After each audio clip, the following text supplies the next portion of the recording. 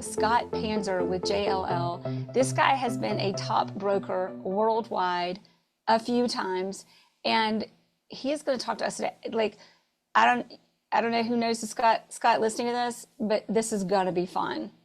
But Scott, before I say anything else, thank you just for being here. My pleasure, Jerry. I mean, I love spending time with you. I appreciate the opportunity. This is really all about you. So let's just I think we just wing it, whatever it is. I don't, you didn't send me any questions ahead of time to think about. So I probably do my best bobbing and weaving, right? I think You that's what usually do.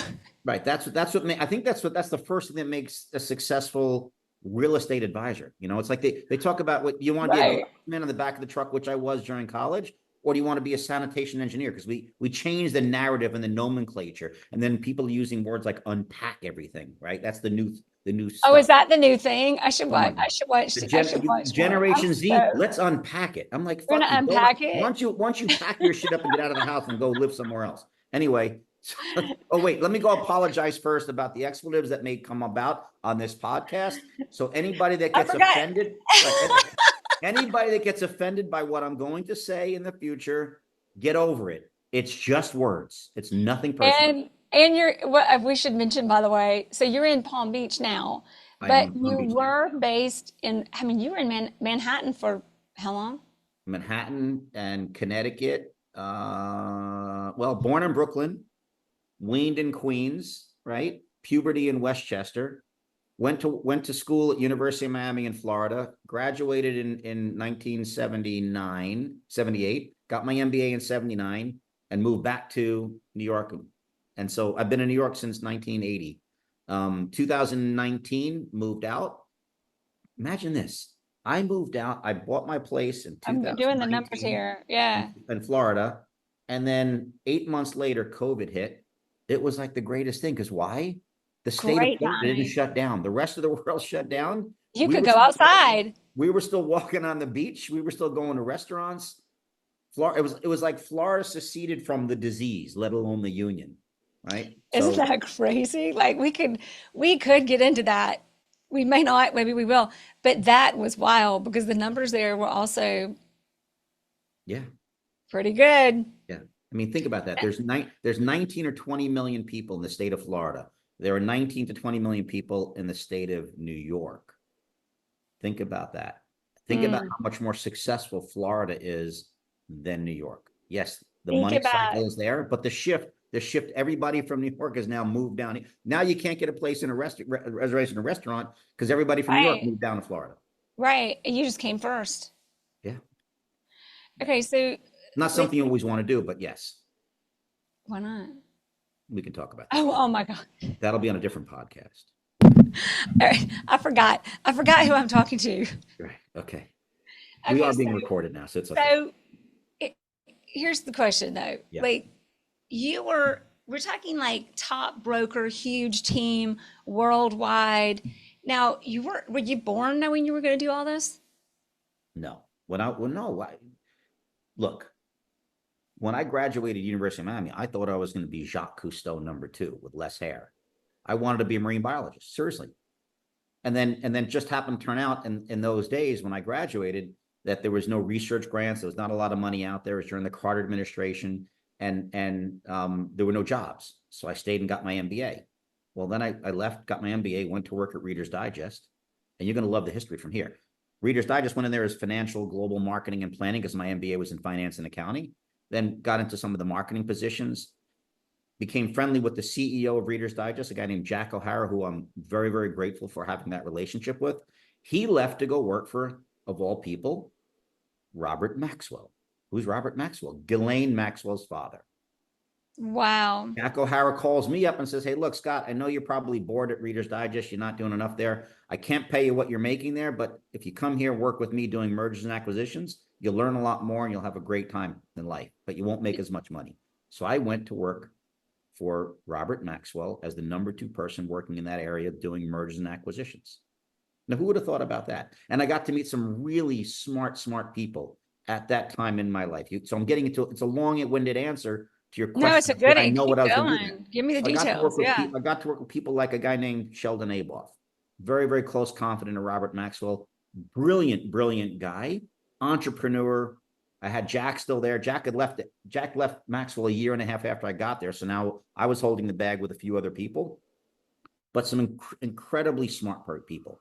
And then Robert Maxwell Wow. himself, to have the ability to work directly with Robert Maxwell and his two sons, Ian and Kevin, also very, very smart people.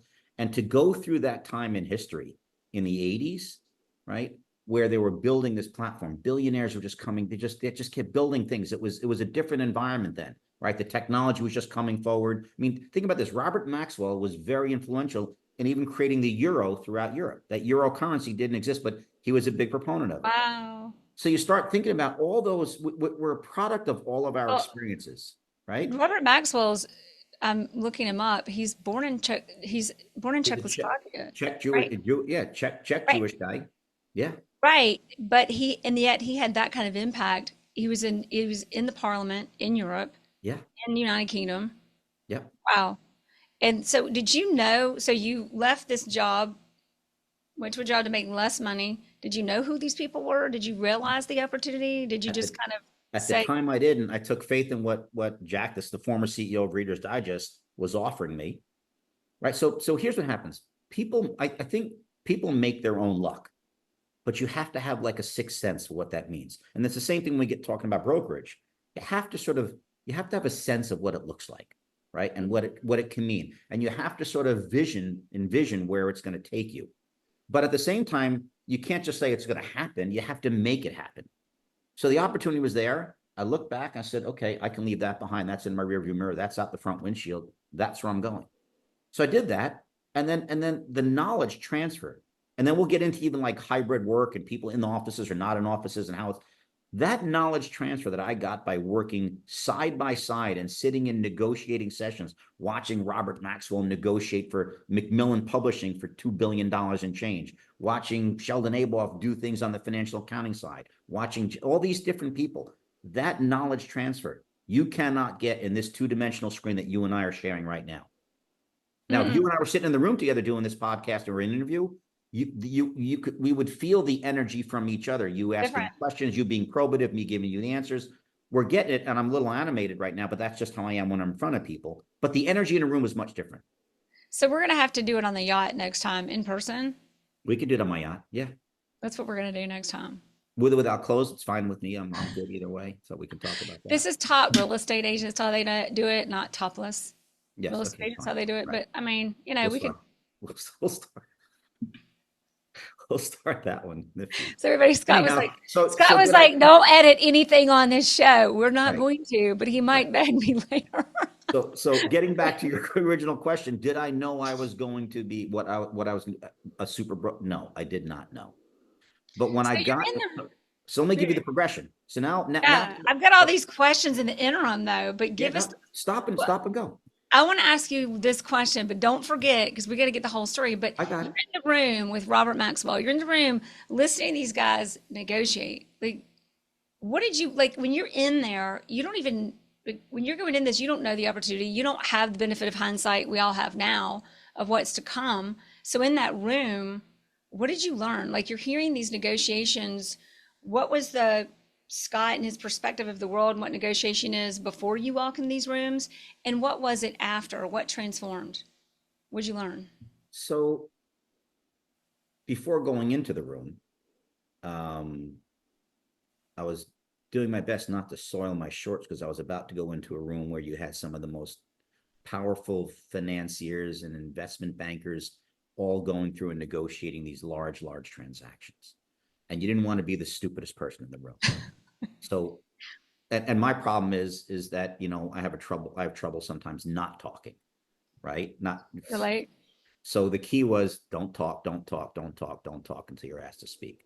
But I couldn't help myself. So in a room, we're sitting there, and I said one thing. I said, why are we doing this deal, Bob? Henry Kravis and his team were only bid $2 billion. You want to bid 2.75 billion. Seems to me like something's wrong. He says, Scott, you can leave the room right now because I've got Bob Peary from Rothschild and I've got Goldman Sachs and I've got all these people who are advising me, telling me that it's a good deal.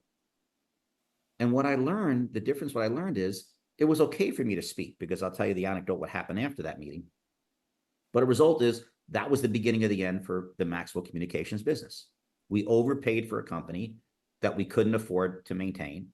And the investment bankers basically fueled his ego and said, yeah, we'll lend you the money, Bob. Don't worry about it. We'll lend you the money. You can go ahead and do it, knowing full well that all they want to do is get their fees out of it.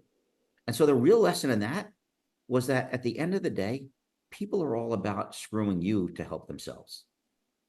And as smart as Bob Maxwell was, multilingual, like 6 languages. I sat in a room one time where he could speak. He was talking French on the phone with somebody, talking to English people in the room, got off the phone, talking Hebrew to somebody else in Israel, then talking to Wow. in German or Czech to somebody else, and dictating a letter and something all at the same time. And I'm watching them going, how is that brain churning? So what I learned was what I didn't know. And what I learned was that I should know. And what I learned was that if I don't make the effort to learn and be the smartest person in the room without having to tell people you No are. matter how big you get. Right. He didn't have to tell people that he was the smartest person in the room. He was, but yet he still got fooled and manipulated. And that was why, because he assumed things, and what Well, you not just assume could get you in trouble. Yeah. because he let himself to get to such a platform that other people would just fuel that, and he fed off of that. No different Yeah. than And we all do that. yeah, look at our presidential race going on right now. Look at our politics. It's all That's about the downfall. Yeah. that's the downfall. Well, it's like Napoleon, for example. Like you think about Napoleon was so crafty and clever because he saw things. That guy came from Corsica, whatever. Yeah, Where you're yeah, not, it's not cool to Corsica. be Yeah, from there. yeah. Thank you. We are going to edit that. Corsica. Right, And then he comes from Corsica, right? Not okay to be from there. And it was like within 3 years, he's at the top of the military. And within 8 years, he was the emperor of France. right, And it wasn't until he got to the top and he was the biggest guy that he stopped thinking the way you were thinking in that room, and he brought himself down. Like right. same exact thing, right? Yep, So in negotiating in this room, like you're in there and you're going, this isn't making sense. right. And so the first thing you learned was no matter what, don't stop asking the right questions. Right. Look, I don't know what questions you're going to ask me, but I will tell you the best deals I've made in my life were the ones that I walked away from. Mm. For example, Well, I was representing a client. We were negotiating for almost 1 million square feet, and they went down a pathway that said, look, this is what we want to do. This is how we should do it. This is where we want to go. And I sat back and I went, I'm not sure that makes a whole lot of sense. And they went, what do you mean? I said, well, you want to go ahead and lease this property when in fact you should be buying it. This is a long-term hold for you. They said, no, but we kind of want to go down this pathway. And I said, no, let's go ahead and figure this out the right way. And this was for NBC Universal. This is when Comcast had just bought NBC. And I put out the analysis and I showed them, I said, look, leasing is not the right decision for you. Let's step away from that. And they went, okay, well, what's an alternative? Well, let's go buy the asset. And this is the GE building. And they went, oh, well, how we put that together? So we ran all the numbers. So the deal we didn't make was the leasing deal, but the deal we did make was the purchase deal. Now, at the end of the day, I made significantly less money on buying that for them, advising them as the buyer versus having done 1 million square foot lease. But it was the right decision. And they were loyal to me for the subsequent 5 or 6 years after that. That whole team stayed with me and allowed us to do a lot more business opportunities with them worldwide. now, So when you think about life, right, you think about what are the choices. If you're making decisions and choices for customers or clients on the basis of what's good for you, you'll be failing them. And that's what makes a successful real estate advisor / broker, in my opinion. now here's something interesting. When you're in the room with Robert, you see the right thing to do, and he's just like, leave. You don't know what you're talking about. These people do. And you learn something. Right. Now, as time goes by, you start seeing things. At what point did you have the ability to have conversations that sounded like, that's not, why would that be a good idea? Are you nuts? Like, where did you learn to have the conversations when you see what's better that's so completely outside of the box or different from what everybody would assume is the right and best thing to do? And a lot of people would push and insist is the best thing to do because they're all going to make more money there. Like, how do you start having the conversations? How do these conversations happen that people listen and the Yeah. best thing does happen? So people will listen or not listen, but I'll back up a little bit. One career before that, when I was at Reader's Digest, the reason why Jack O'Hara, the chairman of Reader's Digest, got to know me was we were sitting in a marketing meeting and everybody's talking. Back then, Reader's Digest was really the Amazon of its time, or the Sears Roebuck of its time, because they were the best at manipulating mailing lists and algorithms on what people would buy. If you bought a record album, you'd buy this book. If you buy that book, you read this magazine. They were phenomenal. They were just Wow, phenomenal. that was the beginning of what goes on now, really. That was Wow, exact. I That was never the knew beginning. that. And here, and look at this. And that company is no longer in existence. Think about that, right? But they were there, right? So back at Reader's Digest, we're sitting in a big marketing meeting, and I'm all of 24 years old, and everybody's talking about, hey, here we're going to do this. We're going to put a nickel in the envelope, and people will see the nickel, and they'll open up the envelope, and they'll read our stuff, and they'll subscribe to this magazine, or they'll do something. And I would raise my hand and say, well, why are we doing that? And literally 200 people turned around and said, who is that? 24-year-old. I had hair then. This snot-nosed kid, just out of B school, not even a great B school then, but now it's a better rated B school in Miami. And so Jack O'Hara turns to me and goes, we're going to nickname you. We're going to nickname you Enfant Terrible, which is French, for terrible infant. And everybody, the room laughed, and I got to know who I was. And I was okay with that, because there was recognition around that. So advertising, they say advertising doesn't have to be good as long as people remember it. Well, but how did you know that at 24? Because that I might have shut didn't. a lot of I people didn't. I up. didn't. I didn't, but I pushed the envelope. I was always the shortest kid in school. So I went out to play football, and people said, you can't play football. Why not? Well, because you're too small. Well, bullshit. I'm the fastest guy in the field. I'll hit harder than anybody else. They made movies not about me, but about people like that. Now they have. They didn't do back then. But for me, I think it was more about testing the waters, which is Mm, what I think, which is what people need to do, which is what children need to do. And the reason mm. why children are so effed up today is because parents don't allow them. To fail. Yeah. They don't allow them to fail. They don't allow them to understand the consequences. They don't allow them to then reel back from those consequences, how to make up for that, how to know, gee, shouldn't have said that. And let me tell you how could I have done that differently? They don't allow them to learn. And the same thing that goes on in real estate. We continually make the same mistakes in real estate. People make the same mistakes in real estate. I mean, look at the whole subprime lending thing that took place in 08. We're repeating that right now in the commercial sector. We're facing the biggest crisis that's likely to happen, and it's already slowly leaking into the system, right? Where commercial loans are going to fail. And they're failing because companies like even Blackstone, who took them out, or Brookfield, who took the properties out, or they're giving it back to lenders and say, no, what's your problem? So what were the Mm. lenders thinking? They didn't learn in 08 yet they'd lend this money around again because it was low interest rates. And by the way, interest rates aren't terrible today. Think about when our Yeah, parents bought they're houses in the 70s 7% and 80s. right now, by the way, 15, everybody. 16, 18%, right? Yeah. 5%, 6%. That's a walk in the park. But it's Well, a relevance of time. well, there's relevance of time, and there are a lot of moving parts in a deal beyond the interest rate, like the other moving parts of the economy as a whole. There are Right. moving parts of assets and demand, supply and demand. I mean, if you want to really Right. sum it up, to Right. look at when you consider a deal and the impacts of what interest rates do if they stay at certain rates for too long. Stay with me. Let me get some water. Hold on. Yeah, yeah. Okay, we had to take a quick break there. So you're learning to negotiate, So you right? go through this whole process. You learn to negotiate. So you go through this whole thing. So you're in the rooms with Robert Maxwell, And then and you then what walk out of the happened? room. He finishes the meeting. He closes the deal, pays $2.75 billion, and we're sitting there at 2 o'clock in the morning.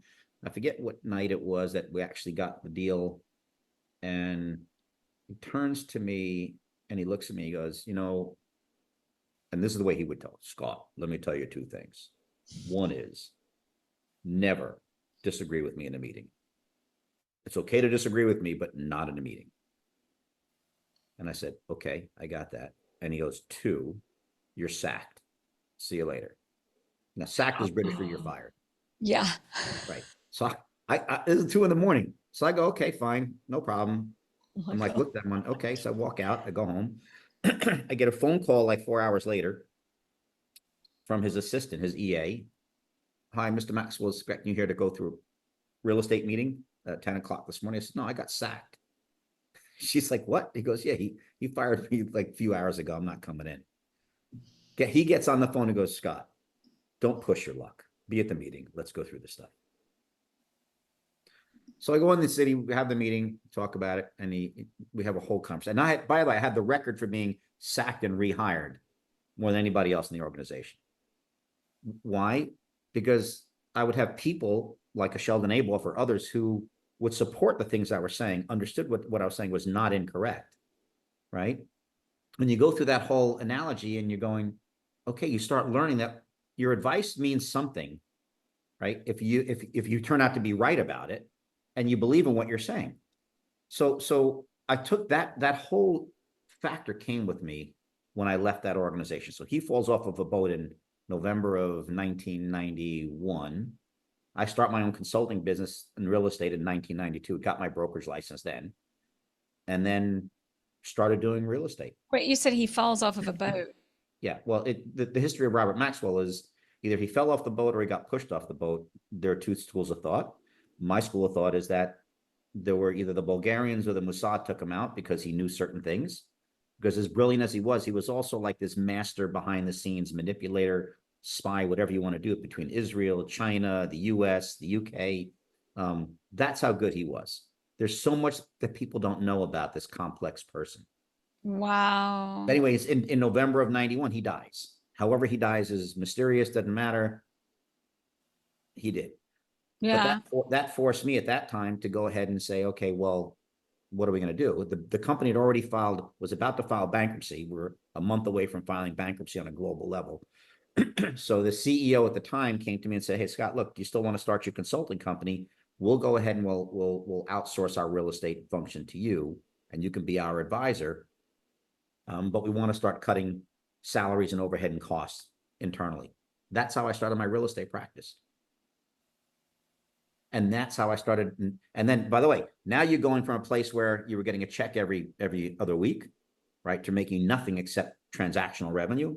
So you wake up throwing up every morning because you're sitting there going, oh, I don't have the income. But I was still young enough where it didn't matter. Yeah.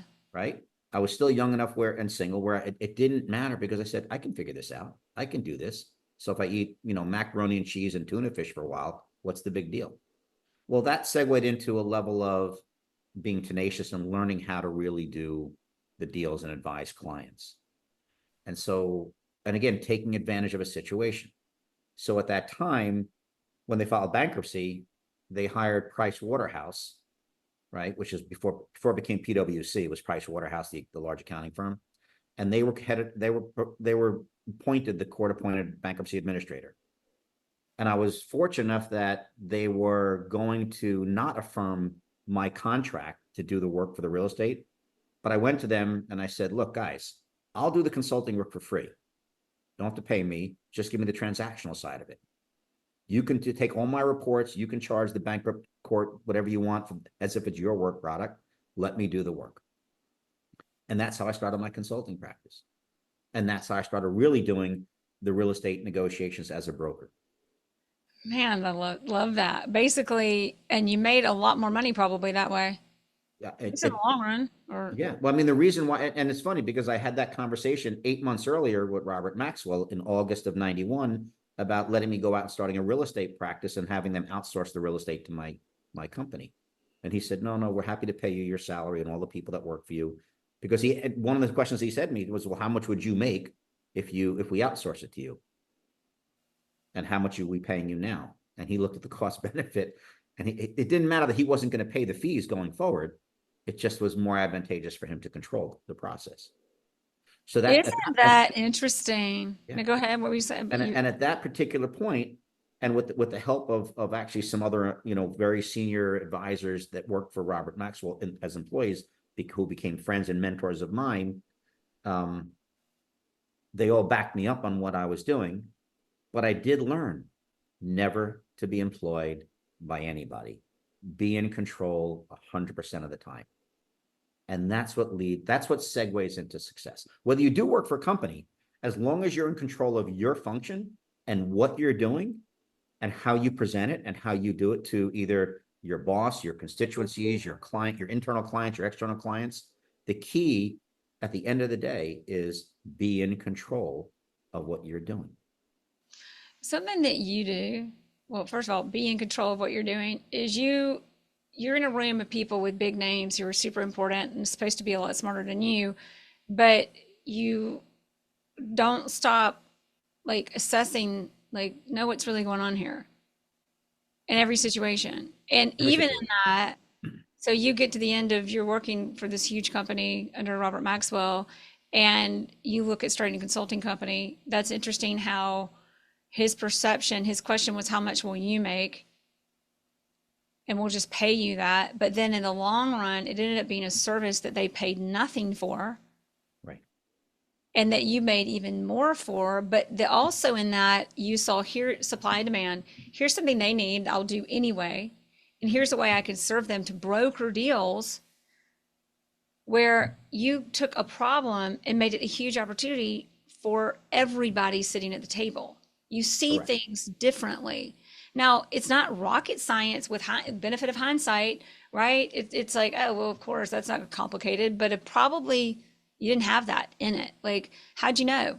What are you thinking? Like, going into this, I'll do this work for free, then I'll get the broker deal. Like, how'd that really, that's what it is to be a broker, really, is to just see opportunities where nobody else does and see them first Right. and get in front of them It, or not. it's I mean, yeah. it's like you don't know, but all of life is like that, Jerry. Like I go back to childhood, right? For people, when you and I were growing up, we had to court women. We had to work for that love relationship. We didn't just swipe left or swipe right. It didn't come like that. There was no YouTube videos that Oh my said God, I think there's right. I don't even know about that, by the way. That's like, yeah. right. But think about that. We didn't. There was no YouTube videos out on how to go out and get the girl or how to go do this. When I was building old cars and when I was a teenager, nobody sat there Wow. and said, here's a YouTube video how to take an engine apart and put it back together again. You figured it out. And I But think here's the thing, Scott. If anybody knows how to get a girl, you guys don't know this man. He's the most charming, charismatic. You could do all the videos. I just keep going though. Tell me about the videos so. and So my yeah. So even, that's true I'm because so sorry. my friends call me the white bald hitch. Remember that movie Hitch? I love anybody in sales. I'm like, look, Yeah. stop, no scripting. Stop making things up. Stop being somebody you're not. Just watch the movie Hitch. Apply all of that to sales, and you Yeah. got Correct. 1,000%. it, right? But Yeah. like, that's you. Right. But you didn't have that movie yet either. No, that didn't exist. So much didn't exist then, which is I think that's why many of the boomers will always be more successful as a group and as a classification in a generation than the generations to come. Because even things like AI today, AI are going to make more humans more stupid than humanity's ever been. You Because the think? more you start, think about that, you start relying on Chat GPT to write your essay, you start for entrance into But college. have you seen what it writes? It's never any good. No, okay, so maybe you throw a couple of edits in it, but it's still not you. It's not you. No. And if you think about AI, AI will be good for certain things. In the real estate sector, AI will be good because it'll run buildings more efficiently than humans run buildings. It'll adapt to temperature changes and it'll register the fact that the average person puts out 360 BTUs of heat every hour. It'll register things like that and it'll adjust the temperature and environment in a office building or in a warehouse or in a manufacturing. AI will be good in certain respects, but it will make humans more stupid than they already are. And that's the sad part of when we look about this technology evolution or You know, revolution is I good, don't but know. it'll make brokerage even harder for the future. You have all these companies Think, popping up talking about prop tech and all these things that are going on. It's all bullshit, Jerry. There's well, nothing special about real estate. It hasn't changed since we left caves a million years ago. but well, like I always say, real estate's not rocket science. Nope. It's not right. The biggest thing about real estate is just dealing with the people making the decisions. Right. And residential real estate, which is where you came out of, is even more Yeah. challenging because you're dealing with personalities of stupid people. Well, I say you're dealing with people's homes, their money, But and their there's no family. The right, worst things to get involved in if you want to have a good relationship with a person or correct. a And think healthy, about how many divorces take place. We talk about this. How many divorces take place because people disagree on how to renovate the house they just bought? which is insane, right? Right.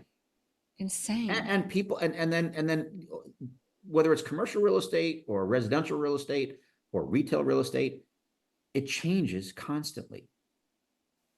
Why do Well, people why, well, like, so like that's why we need people. I think when we talk about AI, now here's a theory or a perspective or whatever. I think there's two ends of it. There are people, like we as people do tend to follow the path of least resistance. right. So there are people who will do that more and more, who might not do so well as a result. But then you've got these other people. There's always this small percentage of the population. You seem to be included in that, where you just don't stop asking questions. And the interesting thing about AI, like ChatGPT, even though ChatGPT kind of makes some stuff up, which just keeps you on your toes, Yep. but is as like if you start recognizing your own assumptions and thinking about what you're asking and how you're asking, like I think some of the biggest power we have is in what we're asking. Like when you're sitting at the table and these guys are negotiating and you're going, why are we here?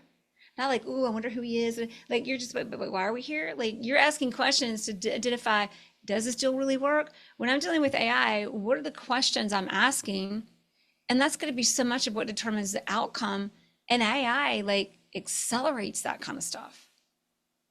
Well, it doesn't. It doesn't. It helps. It helps people. Does it really help people identify their own needs, or is it like just regurgitating what you said to it and it's spitting back to you in a more packaged format that lets you come back and say, oh, did I just say that? Is that what we're thinking? Okay, maybe that works. Maybe that doesn't work.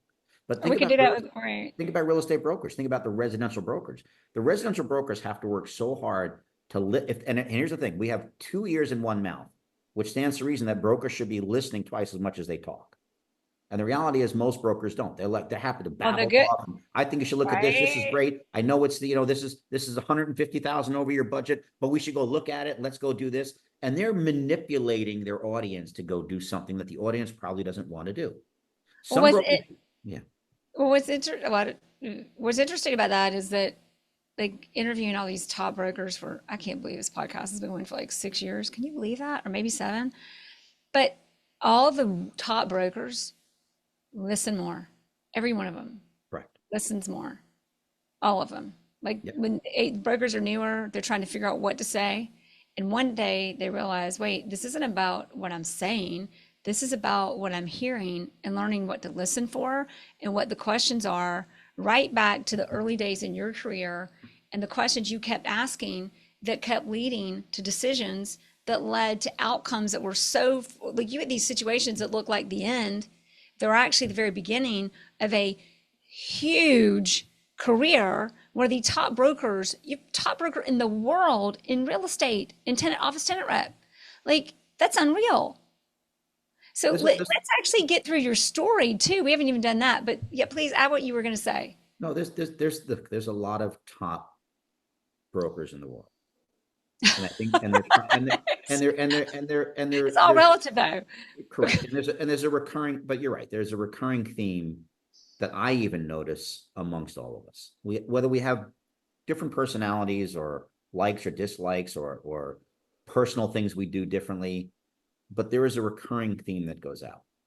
Um, and the recurring theme is to think about what makes the most sense for your client and let that drive the outcome.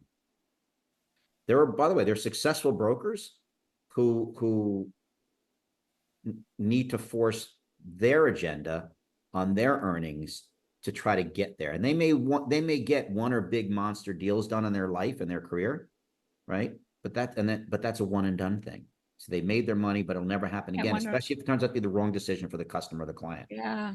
right? And then the other thing is, when you think about, like I said, real estate hasn't changed much in 20 years. How we use it changes. And it's a changed environment now in this hybrid work model, and everybody's sort of figuring it all out what that means. That's not because real estate changed. Real estate's the same. It's Yeah. because people's use of real estate utilization has changed. And Well, whether we're in a 3-day work week or a 5-day work week, or we're 3 days in the office or 5 days in the office, is irrelevant. It's our utilization of how we're doing that is what makes the difference. And I think you'll see that there's been a big shift in the pendulum, because most corporations and organizations have let the inmates run the asylum. They let the employees dictate what's going on.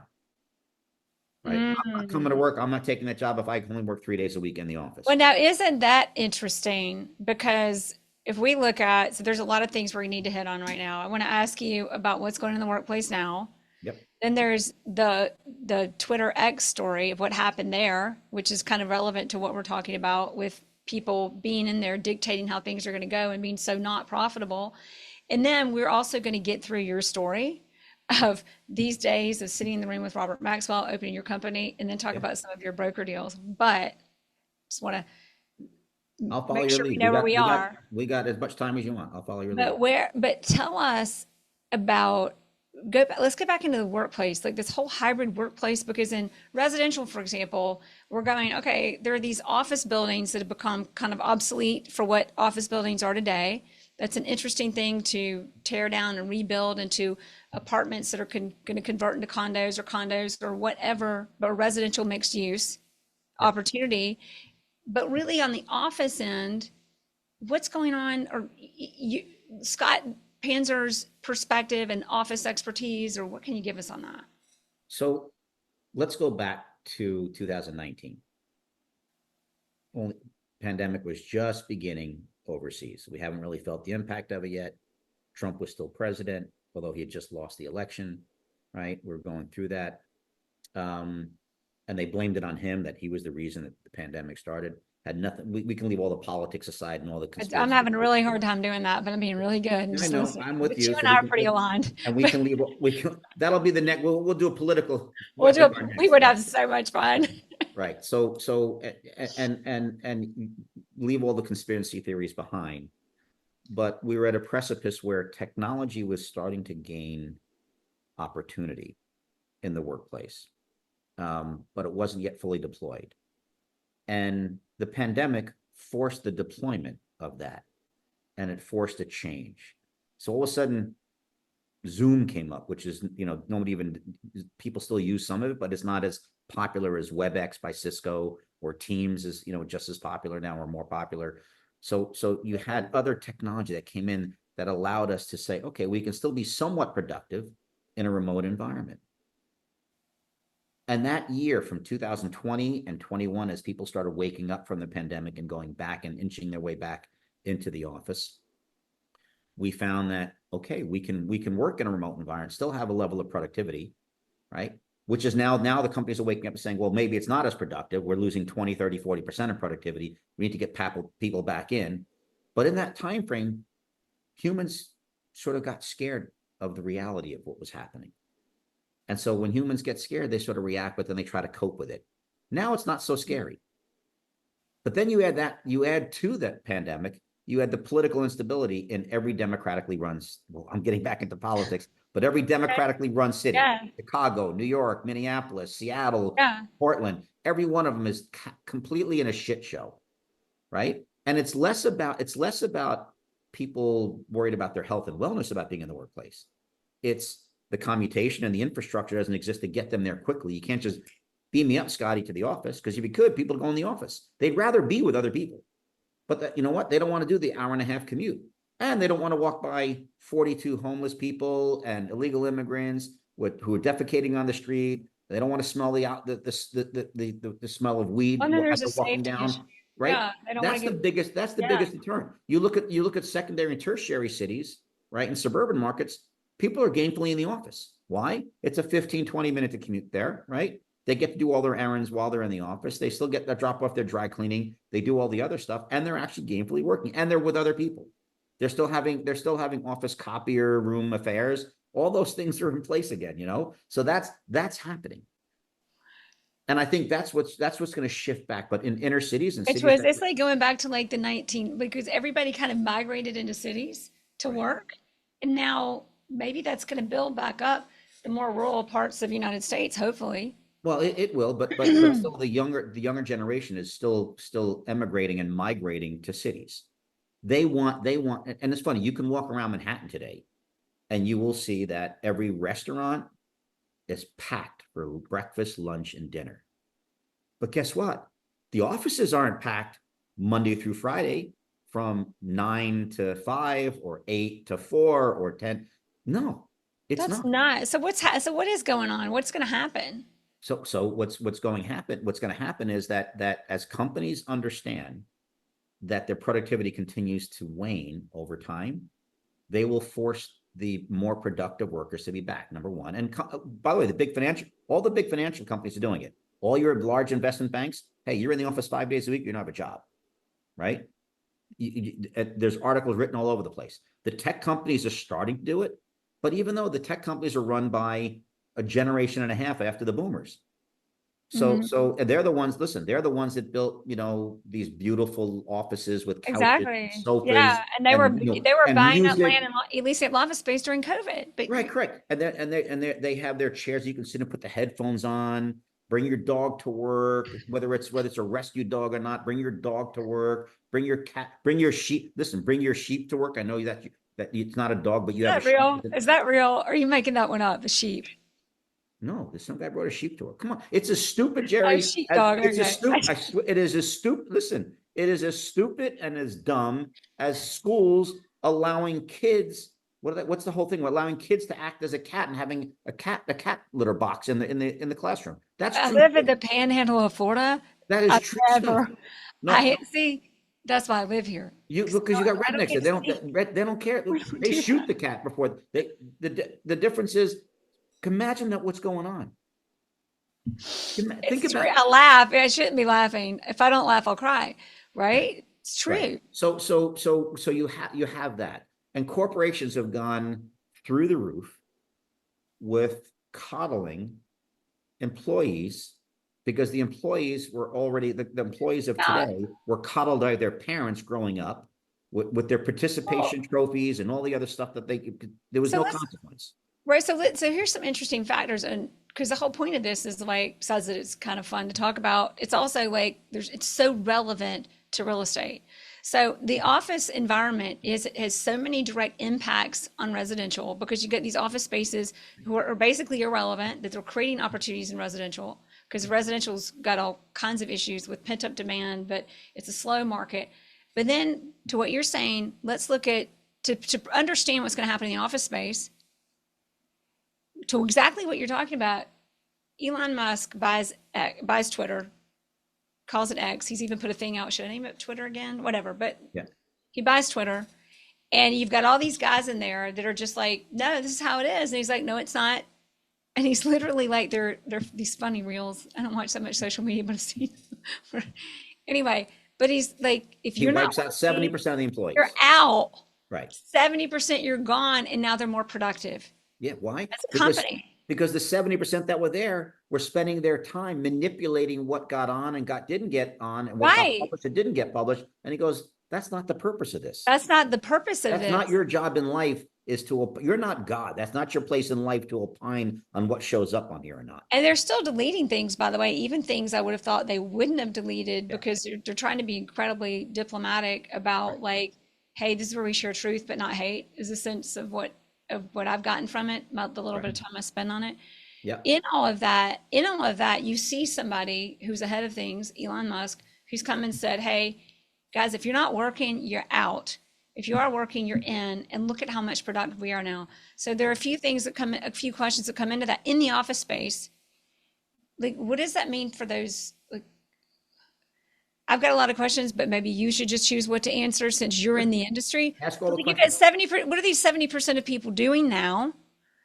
Are they like, and what is happening to there's the office world of businesses and what they're doing that directly impacts office space. So in all that big picture, what's going to ultimately happen to office space and in turn real estate overall for at least the United States of America and probably the Yeah. world? So let's talk about that. So, of the 70%, 'Cause that 70% of makes me people think got, about no, it's not. India, So, but so the 77 people that got wiped out, my guess is half of them are doing gig work on the side, right?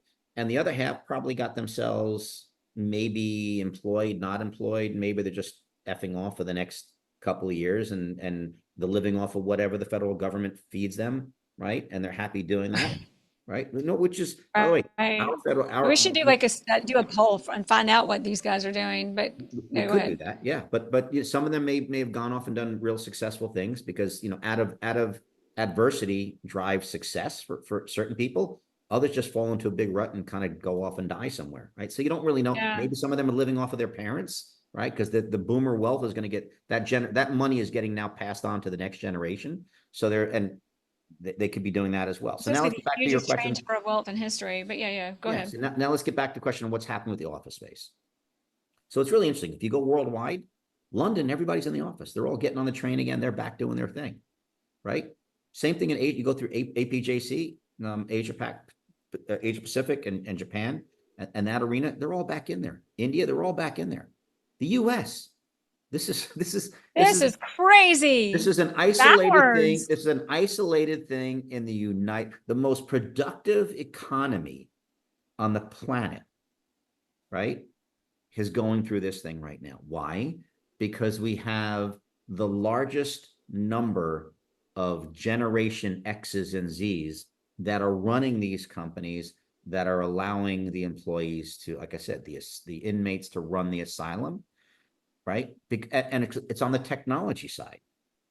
And Mm, so when their productivity starts falling off, and it will, it just happened. right? I And it mean, will, look at right? Twitter. They had to sell. Like Well, there was you saw that. You saw right. what happened. All of last quarter of 2023. Look at all the tens of thousands of people that got laid off in the tech sector. I don't know what they're all doing now, but they're not getting rehired so fast. And I get emails day in and day out, right? Because that's the only people can get in touch with me now. Emails or texting. They got my number. Hey, I've got this person there. Would you be looking for this type of job? I got this person. Would you be looking for this type of job? Because I have my whole technology company, right, in that does technology for real estate, and I'm getting all of these applications, thousands and thousands of resumes constantly coming through. Hey, would you hire this people? So they haven't found new jobs yet, and there's a challenge for them because that's really where the world's going. But back to what the impact is on real estate, just to give you some metrics in New York City alone. If you say there's 480 million square feet of total stock of space, by the way, that's 40 million square feet that's there today in terms of total square footage than was there 15, 20 years ago or before 9/11. So think about that. All that stuff on Hudson Yards, all those buildings Yeah. got built up, all the new buildings along Park Avenue, Madison, with all the big towers, one Vanderbilt. That's how much more. Now, of that 480 million square feet, 50 million of it is never going to be used for real estate again over time, for commercial real estate, for office space. Yeah. We say 25. Exactly. We say 25 million is the number that JLL uses for our stats, right? Which still leaves you of the vacants, of the 80 or 90 million square feet of vacant space. We say 25 million of it is not going to be used for office space But you going say forward. 50 or 40. I'm saying it's 50 for at least the next 10 or 15 years, unless it gets repurposed and re-amenitized. So any landlord that spent money to put, and here's the things they're doing. They're drawing tenants back into their buildings and the employees of tenants by amenitizing them with things like fitness centers, with common area space that you can sit down, like what they're all doing, what the WeWorks did, right? Or what the Googles already do, which is, hey, let's give them places with couches. And well, I don't want to have a meeting in my living room. If I want to have a meeting, I want to sit in an office. It's business. I want to do business, right? If I want to sit in my living room and have a conversation, I want to have a conversation with Jerry Metcalf talking about life. Then we can sit on the couch and talk about that, have a cocktail or a mocktail, right? But so landlords are now catering to that need because companies are saying that's what their employees want. But here's the funny thing, and this is where the paradigm shift will come again, and that pendulum will swing in the next 3 to 5 years. When people are hungry for work and they realize that, you know what, that's not how the world is. And you have young people who say, I need to learn. I can't learn by having this conversation with you on my laptop now. I want to be in that environment. I want to feel that energy of the negotiations that Robert Maxwell did. I want to get the benefit of that. I want to be in the office place.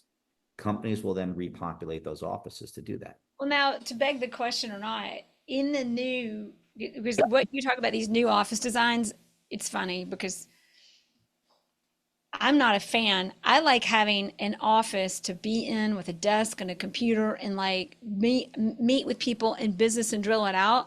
They're creating more of these common areas where I'm like, now maybe this is just the old person in me. I can't focus in the environment. But That's your but generation, Jerry. also right, right. And I'm not even as old as you, Scott. No, I know. But okay. No, you're 20 years. You're 20 years behind me. Nobody's I'm listening to that, 27. I've just been but 27 for a really long time. exactly. But But that's but in these new environments, like for me, it's not conducive to be able to focus and work. But is it going to be? Because you're saying, hey, people are going to want to come back and get hungry. Is that the environment for them to be hungry and come and work in, or not? Or like, what's really so. going to happen? So the answer is yes. So who? Let me tell you who got it right. Cisco Systems got it right. What they did at Penn One in their new offices, which my technology company was actively, Digital Business Solutions was actively involved in helping design, construct, and then service now. They got it right because what they did was they said, we're going to start with there is no me space. And actually the person who did that before See, I that love the me space. was Michael Bloomberg. Michael Bloomberg said, Right. there's no separate offices. Everybody gets a workstation or you go in a conference room. He did that 25 years ago. And it Think about works. it. Because it Yeah. worked. Because he forced collaboration. He forced the things, and he forced people. You didn't have a chance to hide behind four walls, right? And no glass in front, so people can't see whether you're picking your nose or doing your work or not. So Cisco did that. What they did was they said, "There's no more me space, but we'll give you a ton of collaborative we space, tons of conference rooms, tons of huddle rooms, 2 or 3 person, 4 person huddle rooms, and we'll give you workstations, but it's not you don't get to put your picture of your kids and your dog and you can carry it in your little satchel or your backpack and bring it to the office, stick it on your workstation and use it. But when you leave, you take all that crap and go home with you." So they get, and I remember Ernst and Young did that in a concierge environment in Chicago, also about 20 years ago. For them, it failed, but today that's where everybody's going. And Yeah. that is the future. So the future is you can still have active, successful office environments without having dedicated me space, as long as you give, which is what you're asking for, is a place where you can have a little bit of privacy, right? So if you're And a lot having of a bad focus. day and you've got some gas and extra flatulent, you can go into a little huddle room by yourself and crack off all day long and no one will know. You want to have an argument with your kid who's screwing up in school? Go into that little huddle room by yourself, get on the phone with your kid, scream all you want, no one can hear you outside of that. Well, you know what the key word is? It's this is more serious. Collaborate, right? And Collaborate. collaboratively go to your private space Yeah. if you need It's it. it's collaboration, it's flexibility, it's agility. So that is the future of work.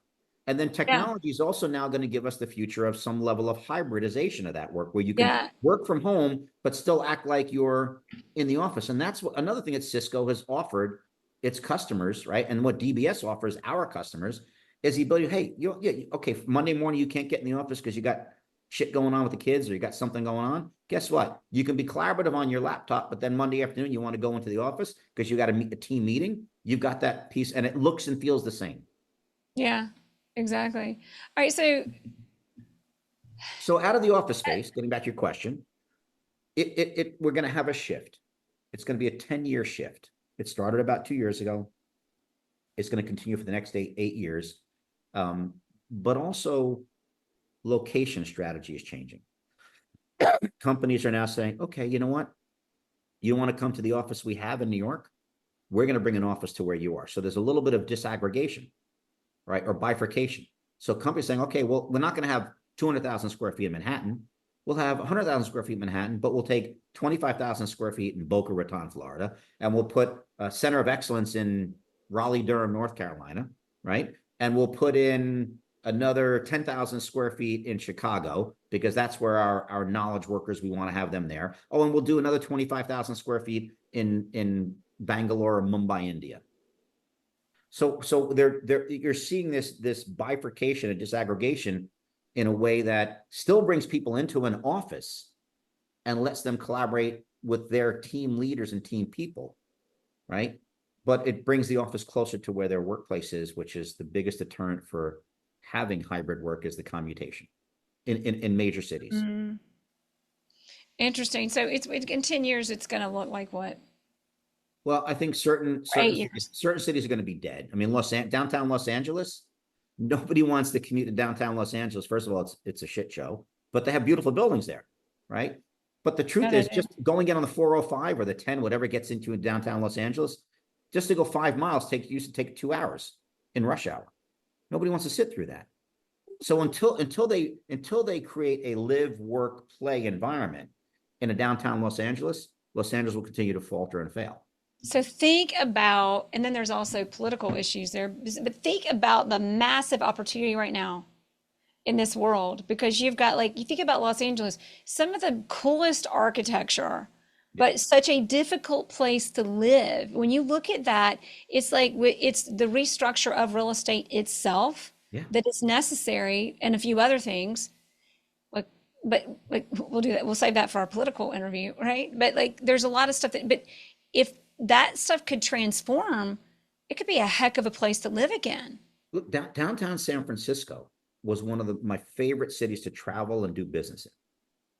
Culture, restaurants, the weather.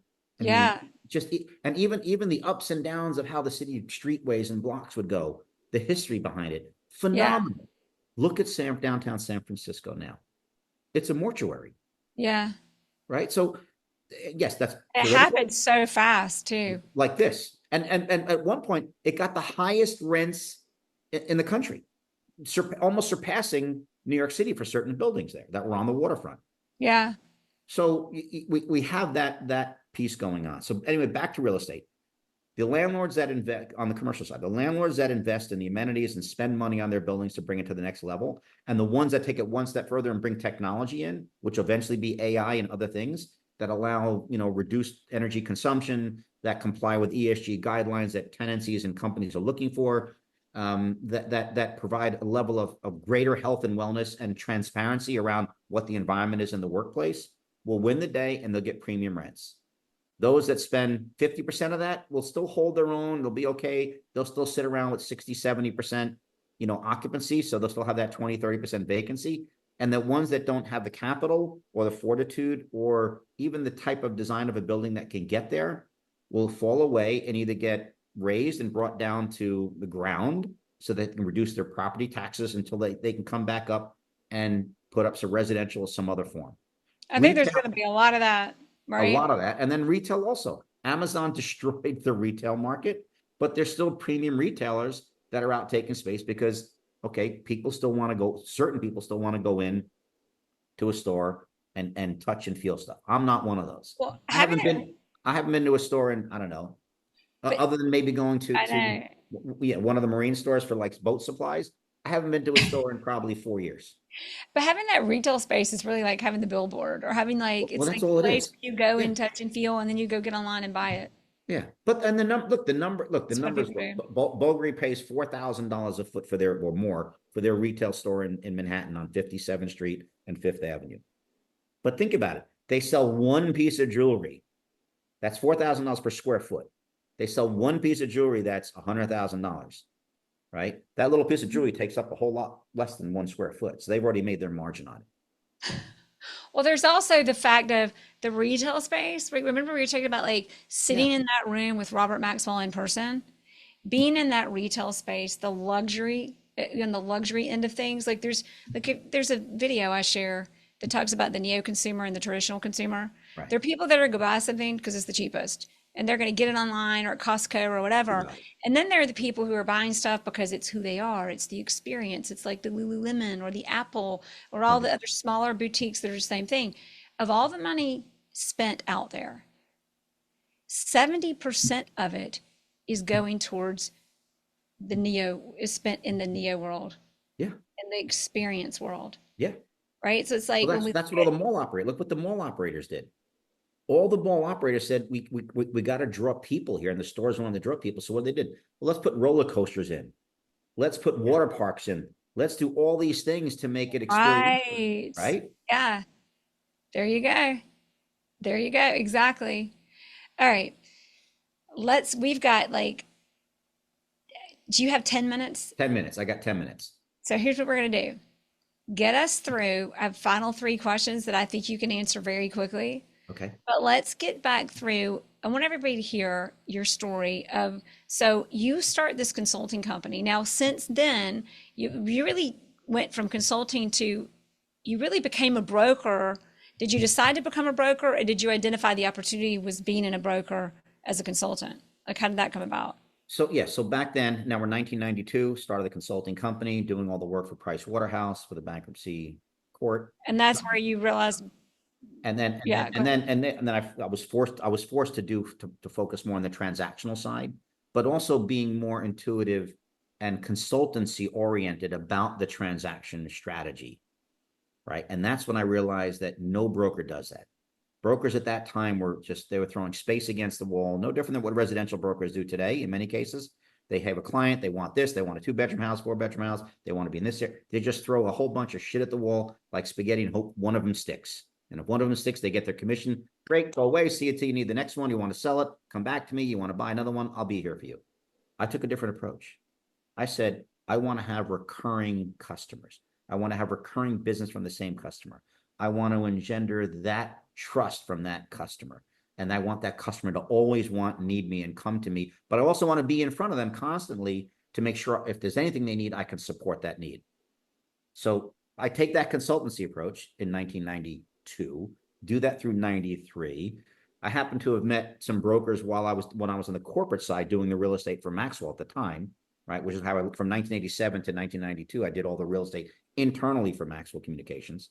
I met a lot of really good brokers that I liked. One of them was a guy named Barry Gossin, who's the CEO of Newmark. Um, he liked my approach. And he said, look, we don't have what you have here at Newmark, right? You're doing this thing. Why don't you come here? We'll give you your open platform. Do what you want. Build what you can. Do it here in our company. So I Wow. sat down with he and a guy named Jimmy Kuhn. They were partners at the time, and Jeff Corral. We all sat down. We talked about it. And I said, great. Sounds like a good opportunity. And I had just gotten married to Deb, my then wife. And we said, okay, we can do this. So we went to Newmark.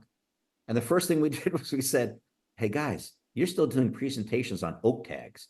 And there's like misspellings and you're doing it like the night before. Can we just get a color copier in here?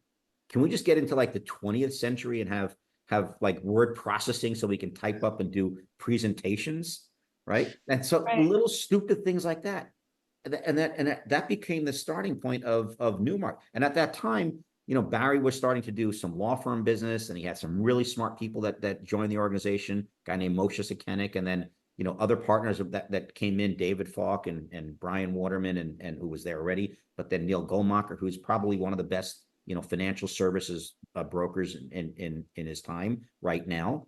They all became part of this sort of team that we had. And Wow. that collaboration and that building and all that other stuff. And we got to feed off each other, and we were competitive with each other, but we did learn how to partner in certain ways. They don't do it very well right now. David does all his stuff, and Neil does all his stuff, and Brian does all his stuff, separate teams. But inside their own teams, they're fairly successful. Barry and I became very, very close. We built a whole segment of business around consulting and education and quality work for large scale tenants. And it was a great, great, great partnership until the partnership falls apart like a bad marriage. Although it wasn't a bad marriage, we just had philosophical differences on the direction of where the company was going to go. Barry wanted to sell the company, right? Because he was thinking about how to monetize it to the next level. And I wanted to continue to build it. We had differences on how rank and file employees should get paid. I wanted to pay our people bonuses. Barry and others didn't want to pay it. He said, you could pay the bonuses. And he said, if you don't like the way I run the company, you guys can all leave and do your thing. So in 2009, right, I sat down with Peter Rigardi at JLL. We had a conversation, and he said, yeah, we'd love to have you, because JLL had just acquired the Staubach companies. So, and JLL historically, right, so it was Jones Lang Wood. JLL hadn't historically been consultancy oriented. They They were, are now, right? very much so now. Yeah. So like your husband, what he does and what we do, right? And Yeah. so Peter wanted that. It was a $40 million business then. He wanted what we did. So we said, look, okay, we came across with a whole team of 12 people. And we brought that to JLL, and it's been successful. And since then, people have taken on different careers inside of JLL and outside of JLL. And it's been a great run. But even through that, it's allowed me to continue to grow and mentor young people to be successful with their new teams that they're doing. Yeah. Continue to be successful with my clients, right? Make great transactions and great deals, including like a Bloomberg headquarters deal, or like I mentioned, the Comcast Like NBC like deal. I mean, like the those are great deals. NBC Universal 1.3 million square feet, Yeah, right? when they bought Like I don't know, those like if spaces. all of some of our listeners might like 800,000 square. I'm looking at some of the deals you've done. New York headquarters for AXA Equitable Lease Yeah, Restructure, yeah. But 800,000 square so feet. people, United but Nations, 3 buildings, 750,000 square feet. right. Go ahead. Right.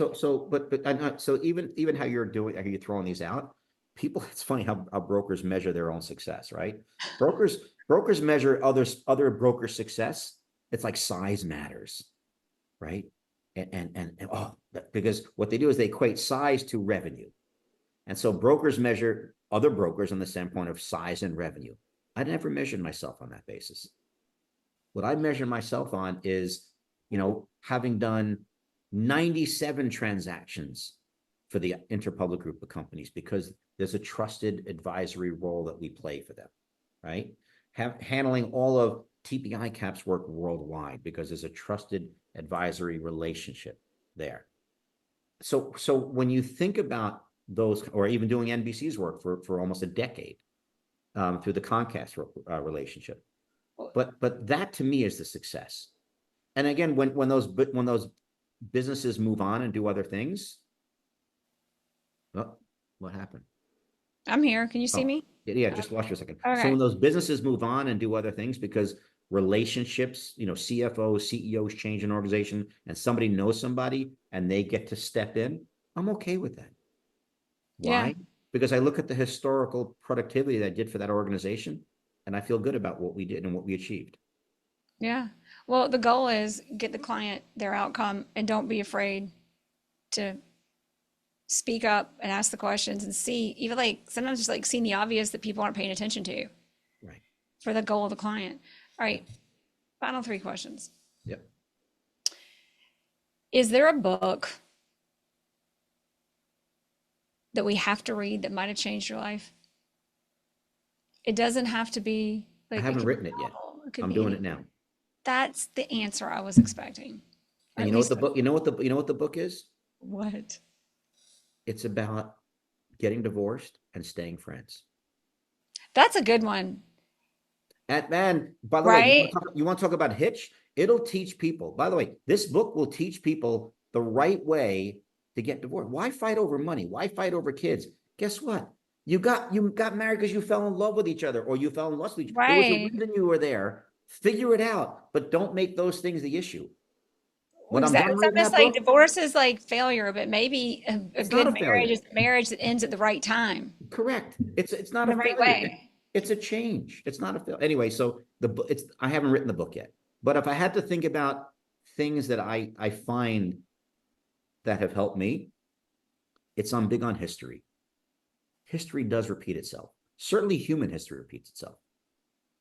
You can't know who could have known 100 years ago we'd go from the Spanish pandemic in 1918 and 1919 to what we had now 100 years ago. Who would have known that in 1904, when Teddy Roosevelt was president, we had the equivalent of a stock market crash, but it was the trust companies, and he went to the same people that we went to in 1908 when we had the financial crisis. Harriman, right? Think about this. J.P. Morgan Chase, who was alive, right? So those same people shored up the economy back then that the banks did back in 1908. I mean, in 2008, right? So history repeats itself. And then you have a million more babies born in 1920. We had a million more babies born because Right. everybody during the pandemic and in our pandemic either stayed home and drank or you had sex. So think about all the kids that Maybe. came out of that, Right. right? You're So good. history. So I'm a big believer in history repeats itself. Financial history repeats itself. Business history repeats itself. We had an industrial revolution that we lived through, the greatest time in our life. We have the technology evolution that we're going through right now. And the next iteration is going to be machines learning how to be machines. and how to be people and how to do it better than us. So if we don't learn from what those things caused, we're going to miss out, and humanity's going to lose it in a big way. Yeah, that machine conversation could go for a while. So, 1,000%. right? Because there's so many, I think there's so many misunderstandings, unknowns, and then there's so many ways that There's excitement around it, but we're building at as people, though. What were you, what were you trying to say? yeah, there's excitement around it. But I Yeah. think there's excitement around it because it's a new thing and people are looking to get it. It's like Bitcoin. They're looking to jump on the next bandwagon. But think about that. Bitcoin is the stupidest thing in the world. I'll just make up a currency. I'll put Xerxes on it, and that'll be a currency, and we'll convince people that it's worth something because there's only 1 million of them in the planet. This is like Are so you random, kidding me? Are you kidding? right? And Did you see and then the that? populace, the mob goes for it. I mean, what the hell? Right. Did you see the Tom Brady roast? Oh yeah. Right? Did you? Well, I can't even remember her name, the comedian, and she was the whole like, I told Oh, him that wasn't real. Nikki, that was going after him. Yes, Nikki, Yeah, she she's was raw. She's hilarious. raw as it gets. God, she was good. Yeah. Okay, last question. No, Yeah. actually, I have two questions. Resource. Hold on. What's Let me just tell this guy I'm going to be delayed. Hold on. guys, we are delaying Scott Panzer Well, for no, the just big deal. Thank you. We're gonna what? get two more questions out of you. Two more. These will be quick. Okay, hold on. Let me just tell him.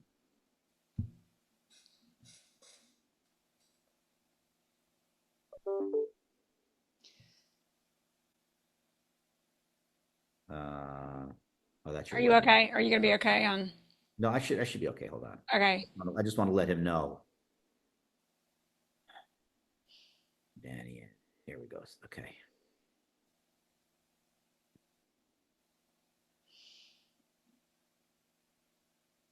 Thank you. Yeah, no problem. Just gotta I feel just like we could talk, we could do a podcast for 4 hours.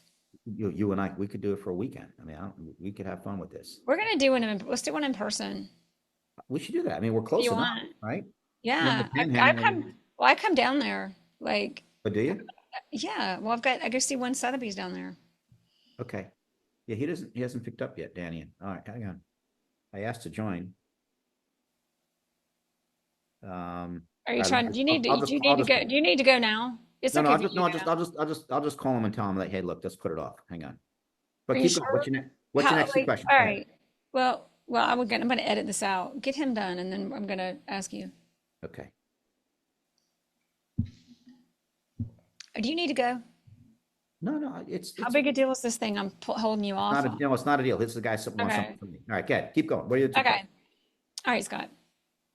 What's been your biggest resource? Oh, wait, your body language. I Yeah. can tell you're worried. All right, No, no, no, now we're no. ready. This is the guy What's that been, wants something from me. right? Yeah. Oh, good. Okay, good. What's been your biggest resource in being successful? If you could just narrow it down to one thing.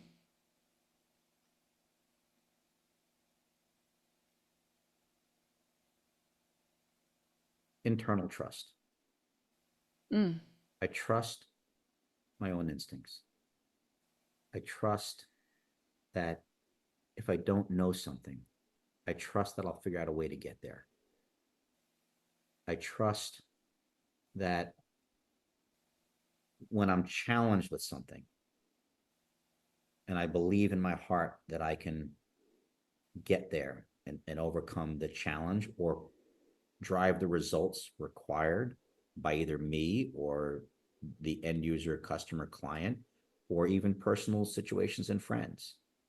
I trust that I will always do the right thing. I will always be fair in how I approach it.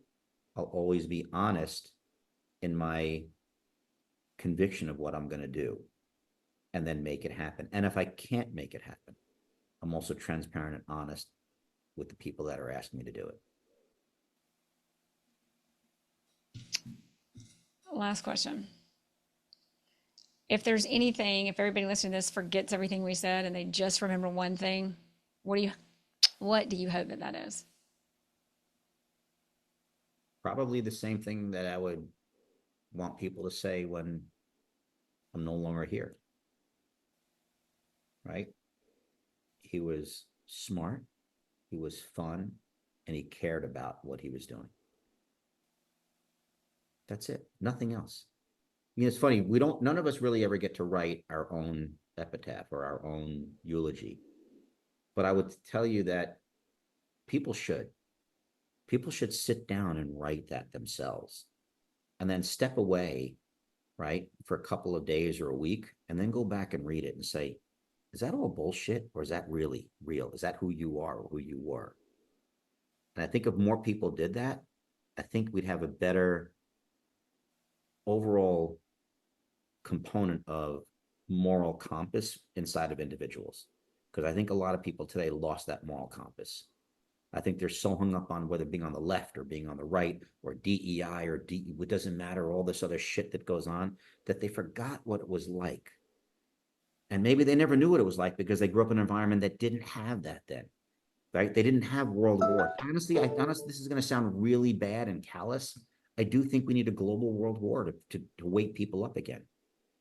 The fact that people run around and saying, the fact that people can run around today and say the Holocaust didn't exist. The fact that they can go around and say that 20 million people didn't die during World War II. Where does this come from? The fact that people could, the fact that the media wants to hide all this stuff or accentuate other things, right? For a sole and singular purpose of getting people to be glued to their station. I think that the moral compass is gone, Jerry. Well, it's like the truth at the end of the day. Where is it gone? It's like the need for reality and truth. I want Walter Cronkite. I want Harry Reasoner. I want those people back reporting news. People don't even know who they are. I don't want Whoopi Goldberg telling me what the fuck is going on in the world. With opinions. Yeah, exactly. That's the whole thing. Let's have 9 people on their opinion on what. I don't give a shit about your opinion. And opinions are if we've gotten confused between what are opinions and what is truth and what is, when somebody says something, recognizing the difference between what the meanings of words are, what opinions are, and what the truth is that lies beneath everything. Yeah, and not your truth, because your truth is an opinion. There's the truth. Correct. Your truth is a perspective. We're talking like truth. And the funny thing is, I don't want this to be a promotion for anybody else, but people should watch comedians like Ricky Gervais. He's in the face. He gets up that they won't let him do the Academy Awards anymore, but he was in their face, calling them out every step of the way. That's who I am. I'm not afraid. Oh, we got to see that. No, you're not. I love it. People can't cancel me out. They don't want to do business with me. I don't give a shit. It doesn't matter. I could go back to eating macaroni and tuna fish, right? That won't happen because I've been successful. It's not going to be. But if I did, I remember what it was like. And it wasn't a terrible thing. My 1971 Volkswagen Beetle, I used to drive it around. It got me from point A to point B. Okay. So now I have the Ferraris and I have the other things. But back then I had the Volkswagen. If I had to go back to the Volkswagen, it would still get me from point A to point B. It's okay. That's how I want people to remember. That's what I want people to remember. Never forget where you came from. Never forget how you got to where you are. And never lose your moral compass. Never lose sight of the truth. And never stop asking and questioning what it might really be, opposed to all of the layers of stuff that are constantly being put over it in the world that we live in with the wrong intentions, right? Yep. Let's have another one. Let's do politics next. Let's do world peace. Do you want? Let's go and let's do it in person. Let's do it. We're doing it in person on the yacht. Thanks for joining us for the Jere Metcalf podcast. To get links to our amazing guests, past shows, and more, go to breakthroughluxury.com and click on podcasts, or find us anywhere you can find a podcast. And please subscribe to the show and leave us a 5-star review so that we know that you are getting the most out of what we bring you every week.